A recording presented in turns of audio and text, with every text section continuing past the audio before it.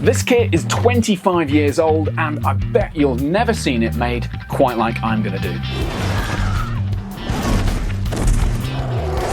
That's right, welcome along to another EntMoot video. It's been a while since I've uploaded to the channel, but thanks very much for coming back. And this time I'm going to do some more hobby action. It's 25 years ago, I think it was 2003-ish that it was made, so a little bit less.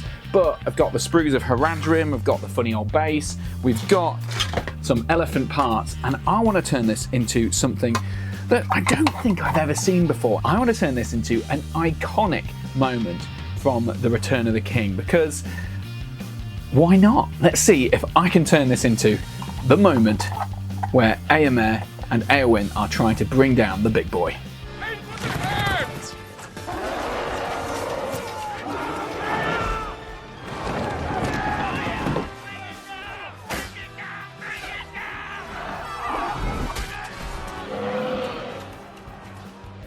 So let's get cracking on this big old plastic kit. After getting all the stuff out, I basically discarded the instructions. It's pretty straightforward. All you need to do is glue this side of the mummock to the other side of the mummock. We've got legs to attach to the main body. I'm going to glue these on now, but actually it kind of is a bit of a perfunctory step because you'll find out later this isn't the way I end up using this kit. So I glued them together and filed down some of the pretty archaic and pretty obvious mould lines before moving on to the next stage.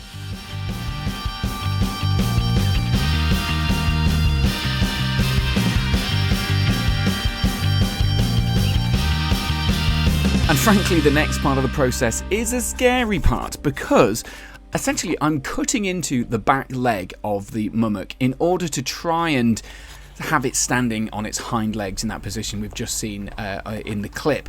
And what I was doing, I was just cutting into the assembled leg, taking a chunk out and taking a wedge out in order to try and manoeuvre it and twist it and bend it into position initially.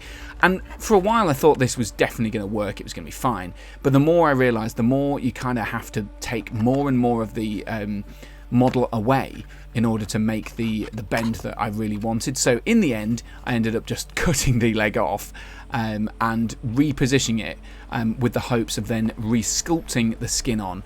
Mummock skin it's not all that complex, so I thought this is probably going to be the best option. Glue it in and then think about that stage later. You may also note that at this point I'd already separated the two halves of the mummock because frankly it being glued together was not helpful at all in this stage. I needed to have the sort of flat edge of the mummock so I could put pressure on it to cut the joins and rearrange the legs in a way that made some vague sense. So yeah, kind of disassembling it already. Now, the hardest bit of the process. I realised the left leg seemed easy enough to re-sculpt, but the right leg, it had to come off. So I cut the whole part of the leg off and then was jiggling around to try and straighten this leg out to make it look like it might be in the right position. So we've got a left knee joint that's been bent and then a right sort of hip joint that is now being reassembled. And as you can see, there's a massive chunk being taken out here. The most complicated part of the process you're seeing now is me clipping away, shaving away, filing away at the surface that is going to be the join between the body and the leg. So obviously normally this is a really long, thin join, which is perfect. You put a bit of glue on it, sorted. But here I was changing the structure of the mummock so much that I needed to have as much contact point as possible in order to provide that sticking join, and it was a nightmare. You can see here trying a little bit of plastic glue at the very, very short join, about a sort of half a centimetre I think it was in the end. It keeps falling off, it keeps sticking and sliding and slipping around. Perhaps I should have used a different glue. If I'd have used like a sort of quick setting or like a sticky kind of glue, then maybe that would have been fine, but this one maybe wasn't the right kind of glue. But in the end it did just about work eventually when I propped it up onto something for a significant amount of time. After that joined together a little bit, I separated the two halves of the mummock once again in order to better maneuver the front legs to make them look more like they were rearing up, like a horse is rearing up when it's on its hind legs, or like the mummock does in the movie. And my god, this was a nightmare. I cut out a little chunk at first and then tried cutting a little bit more out and bending the thing together, but in the end I had to separate the two halves of the legs and then glue them back together, and then cut more joins off, and then know that I was going to have to glue it again with more plastic glue and then resculpt the front. So god, it was an absolute nightmare. Everything here seemed like it was just destined to not be converted in any way, shape or form. But eventually I got to the point where I was bending the leg and making it look and feel a little bit more like the mummock, kind of flailing its legs in the air as it takes bow shots to the face and a spear to the leg. Back working on the right hand side of the mummock again, with that very, very fragile contact point holding just about while I was manoeuvring around cutting the right leg in the front, until devastating. A word from the wise: if you're doing any kind of big project like this that requires a sort of delicate gluing point, maybe leave that until after you've started manipulating all of the rest of the joins into place. But with the help of a tiny perfume bottle or man spray bottle that my dad got me for Christmas, I was able to prop the model in a position where it was leaning on the sort of weak joint just enough to apply pressure, and then eventually allow that poly cement enough time to glue together. Perfect. But despite the various calamities, it's clearly taking shape. This is a mummock rearing on its hind legs, but you may notice there's a few gaps. So I've just been rolling this milliput, and it smells really nice. I don't know what it smells of. It smells kind of like biscuits. Don't know what it is, but it's also getting really warm, so I think it's ready to apply to this mummock.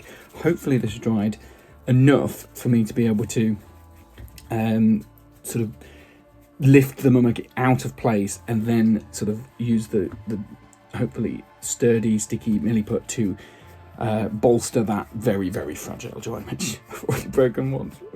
It's not going well. I don't even know how to turn off this thing with all this milliput on my fingers.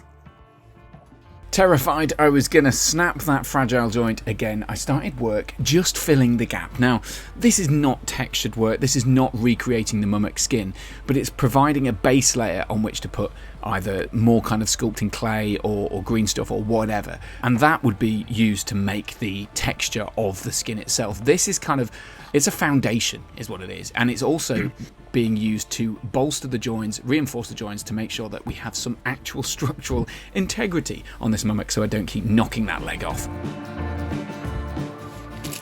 Right then, so about a day has passed, and I've got an elephant. So I didn't film every single inch of the putty filling business, because essentially I just found that I had a little leftover sausage of stuff, and I just squished it into a few of the gaps to make my life a bit easier. So that's what I've done.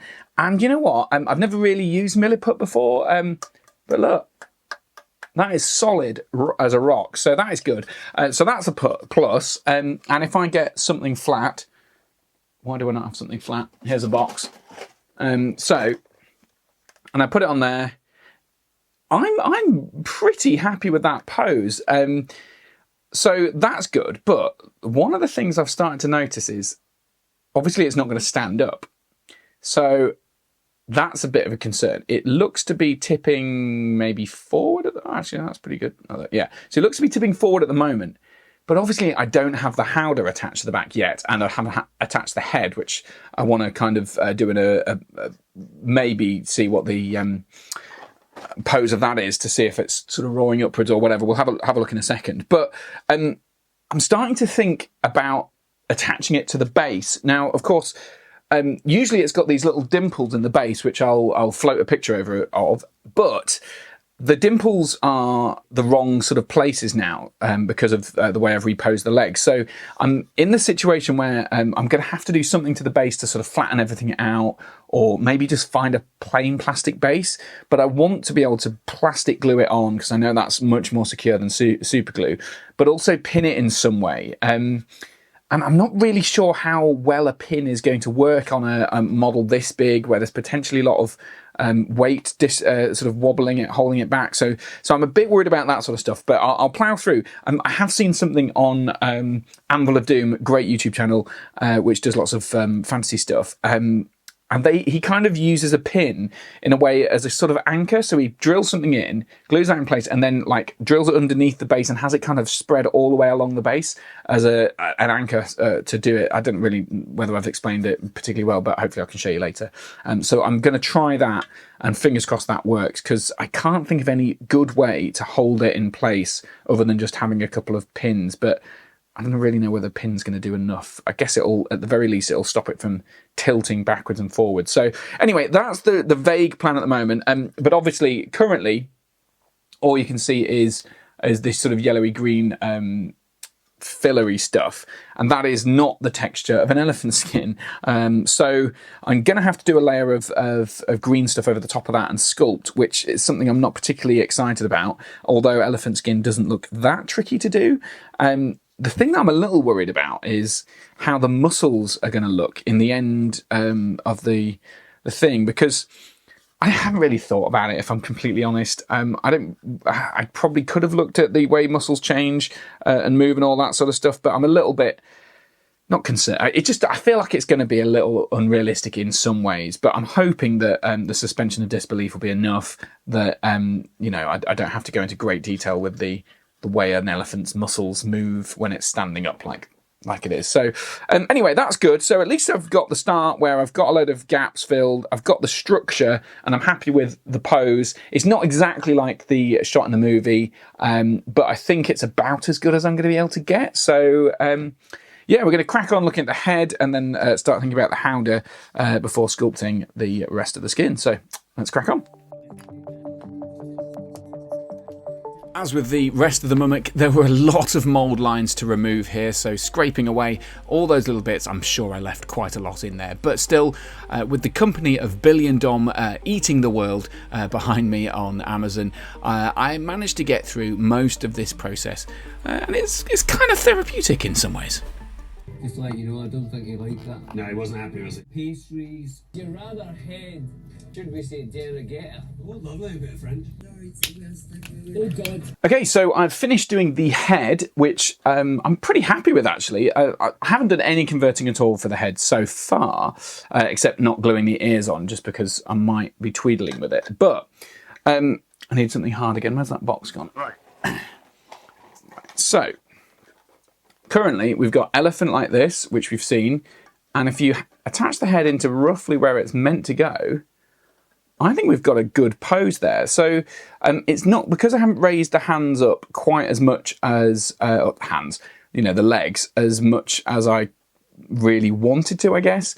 I can't get the pose exact, but I think the added bonus of that is it kind of, because normally the mummic would look like this, or something like that, that kind of pose doesn't work.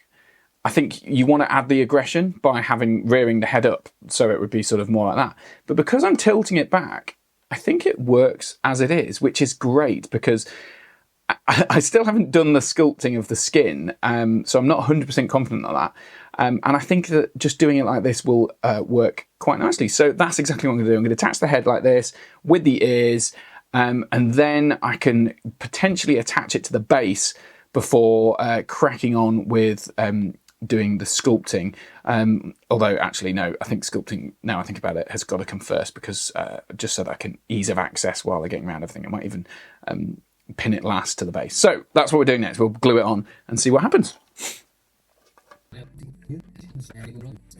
I have a mummic with a head on. I'm now going to get some green stuff on some of the gaps, certainly the little gaps, and so I can start working on it and practice sculpting some skin before probably going hell for leather on this big old gap here. So let's crack on with some green stuffing. I found the sculpting of the knees and the skin folds around them particularly easy. I don't know what I was worried about. It is literally just lines. Yeah, sure, it takes a bit of twiddling to make sure you've lined the lines up, but all I did, I just had the thing nice and lubed up with the lotion, and it's just a normal sculpting tool. But you don't even need to have a proper sculpting tool for something like this. I've used toothpicks in the past, old pens, literally anything, and within a few short sessions of working in front of an old Tolkien documentary, I was well and truly done.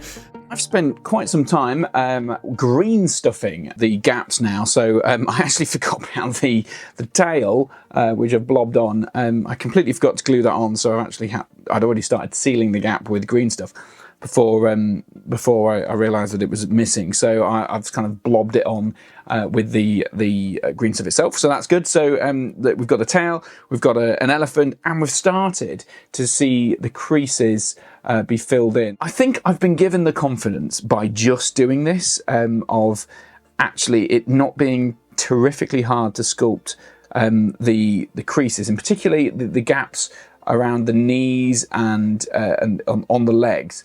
I found those, because you're following a contour that already exists on the rest of the skin that you're kind of joining together, it's really easy to sculpt these cracks, a lot easier than I thought.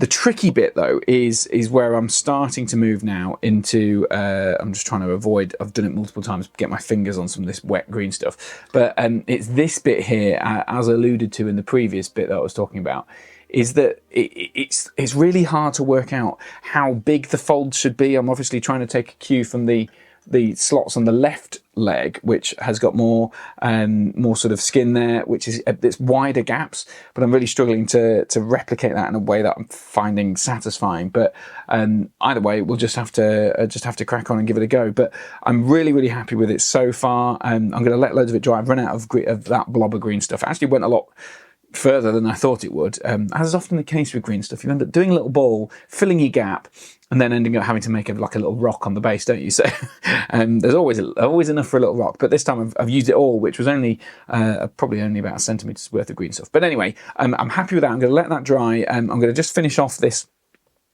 bit around the tail where I haven't quite yet finished. But I'm generally pretty pleased with the progress I've made.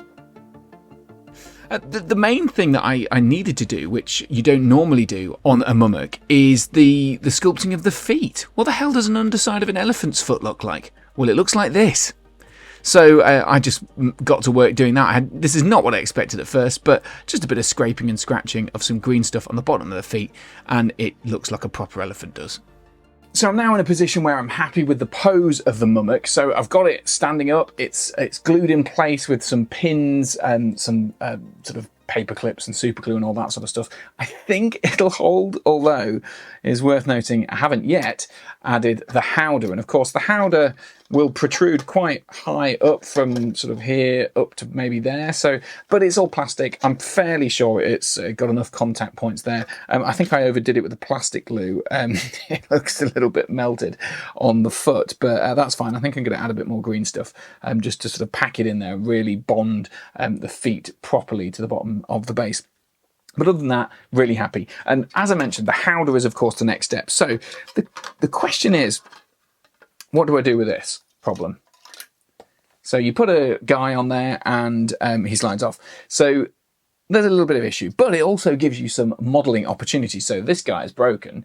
And I think once I do this is a one take business. I'm going to do it right here live on the thing. Bam. And his hand's gone. All right, well, there you go. So there you go. Somewhere on the floor is the hand. But I think this sort of thing allows for some pretty cool conversions where, you know, he's sort of hanging off and stuff like that. So that's what I'm going to do. I'm going to be looking into converting some guys that are hanging off the howdah, some guys that magnetize maybe. I might try and do some fancy ones where they're sort of clinging on a little bit, but we'll see. Because obviously it makes no sense for the mummock to be, you know, all the people to be standing sort of normally on the mummock if it's rearing up like that. So that's the hope. It's going to look pretty cool, hopefully, if I can do some decent work on the stuff. Now I'm going to go and hunt for that hand because it's quite important in order to be able to finish that conversion. Right, let's crack on. Before I got working on the conversions of the models, I needed to assemble and do something special with the howdah, which is this. Oh, I wanted to make it easy to pack down because with the added elevation caused by the rearing up of the Mummock, I knew this was going to be a nightmare to transport. Mummocks are already bad enough to transport to events, but this, magic magnetised howdah made that a bit easier. So now on to the warriors riding in this howdah on the rearing up Mummock. I've got the Haradrim warriors, which frankly haven't really stood the test of time. I mean, they're the same age as the Mummock, so they're sort of 24 years old as well. And you can sort of see on the side of the model here, when it comes into focus, that big old mould line there. It's a flat sculpt, but in a way that is actually kind of useful for what I wanted these guys to be doing, which is essentially sliding down inside of the Mummock's howdah or potentially hanging off the back or the sides of the materially bits. So what I did, I clipped all the spears off and I cut and repositioned the hands in order to make them face the right direction, to make them look like they're either sliding down inside the tilted Mummock howdah or gripping onto the side.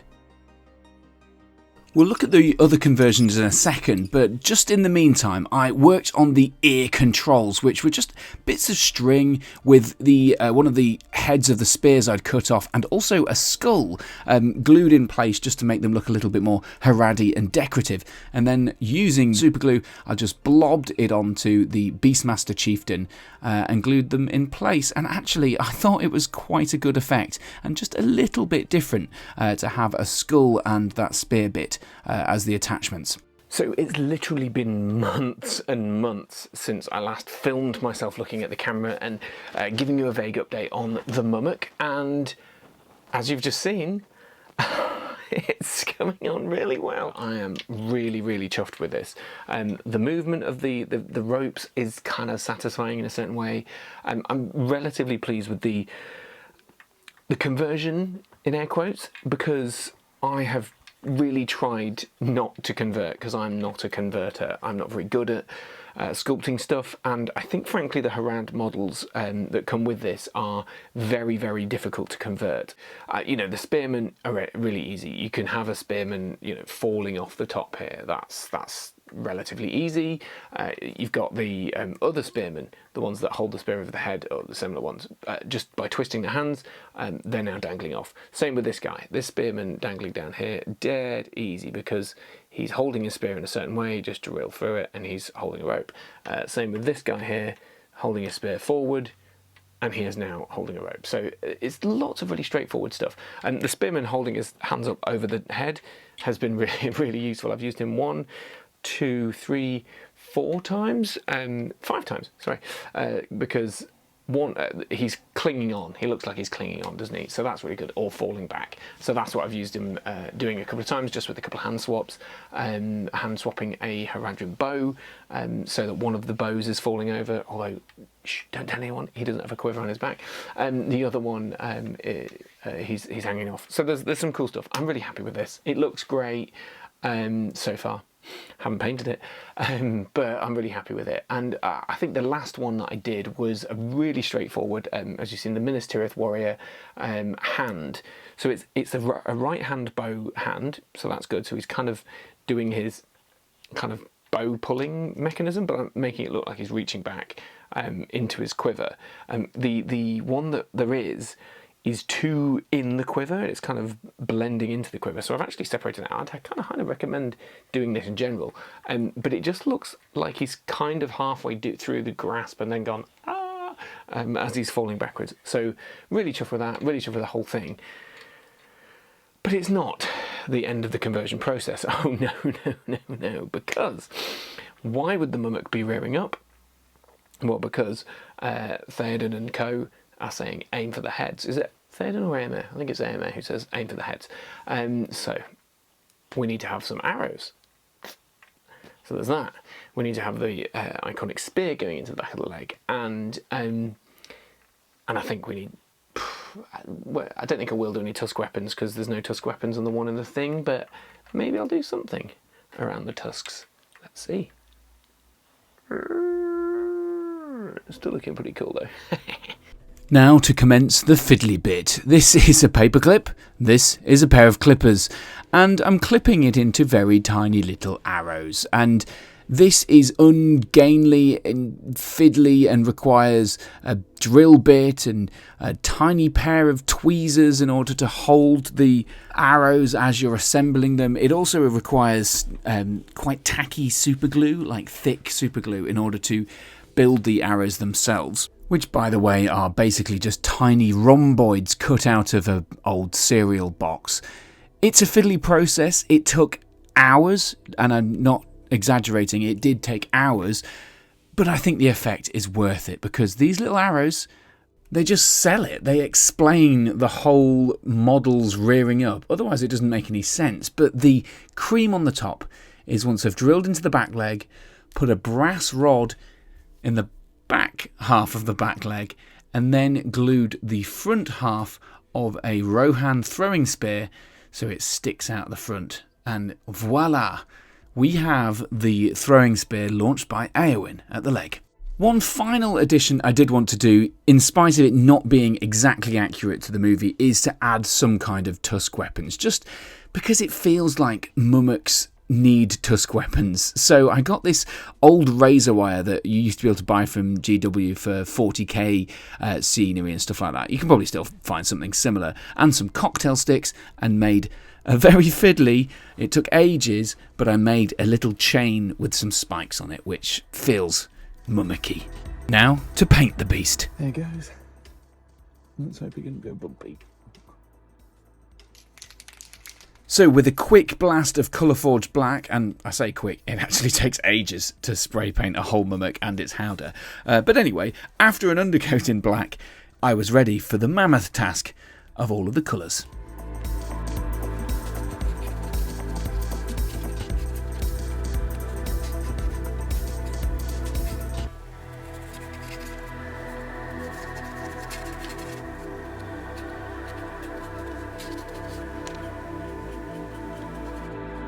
As you can see, it's a very lengthy process, and I'm just painting storm vermin grey on every inch of this mummock skin that you can see, and it's such a satisfying process watching that black turn into the grey as you build up that layer.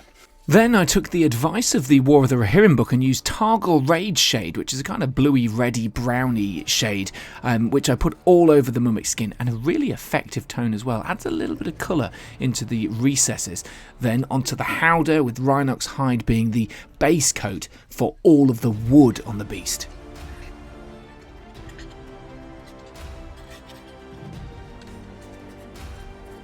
With Carrick stone or a similar bleached brown, I worked on the ropes and other things attaching the howdah to the body. It was here that the deadline was rather getting the better of me. I started dry brushing all the wood with the Doomball brown, and then I realised I only had a few days left until 7 Stones, the tournament I was taking the mummock to, and clearly I was a bit too excited and didn't turn my microphone off for this excitable rundown that I did.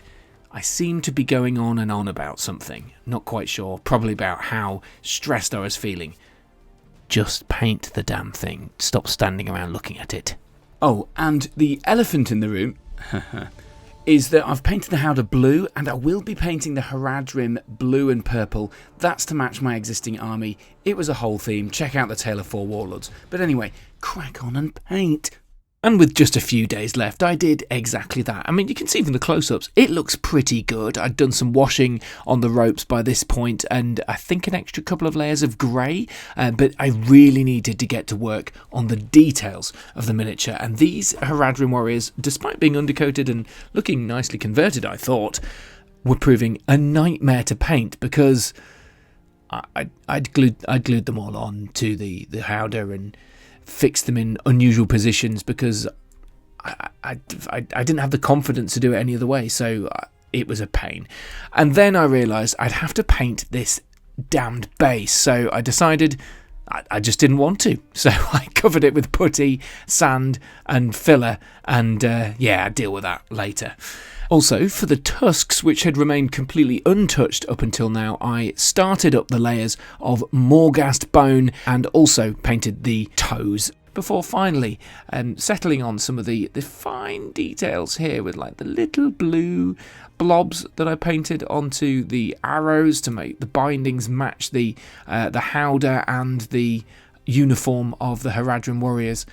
Suffice to say, I did some of the details, but I certainly didn't do all the details I could, and I definitely didn't film me painting all of the details because it was getting towards the stage where I had so little time that the camera, the fiddliness of it all was just getting in the way, so I really needed to paint.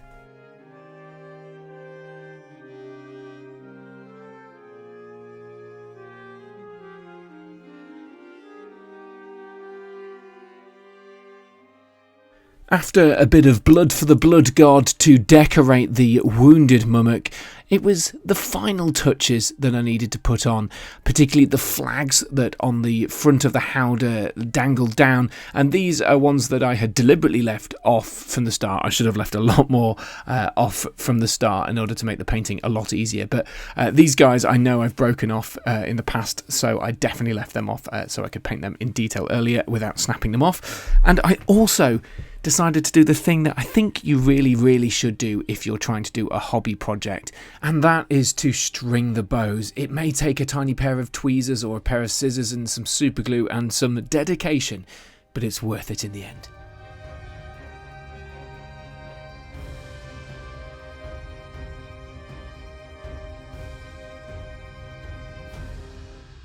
And that, ladies and gentlemen, is everything I filmed of the hobby process towards building my Mummock.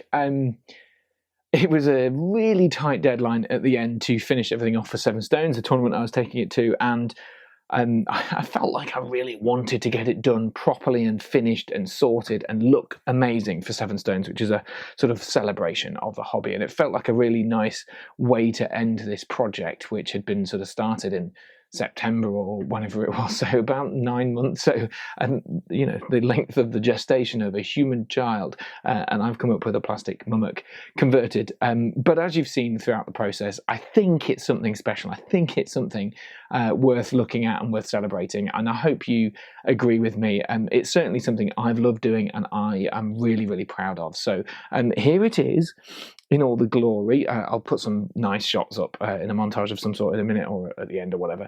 But this is the Mummock. You know, you've got the base, which actually I was really happy with in the end, despite it being kind of born of necessity. I think it made a lot more sense to have it based like this because of the army that it's alongside. But the models all look nice. It's perhaps not the most detailed that I could get, but I did a lot of things that I didn't show on camera. So I painted the ropes yellow to make them stand out a little bit more, and also to make them match the bows.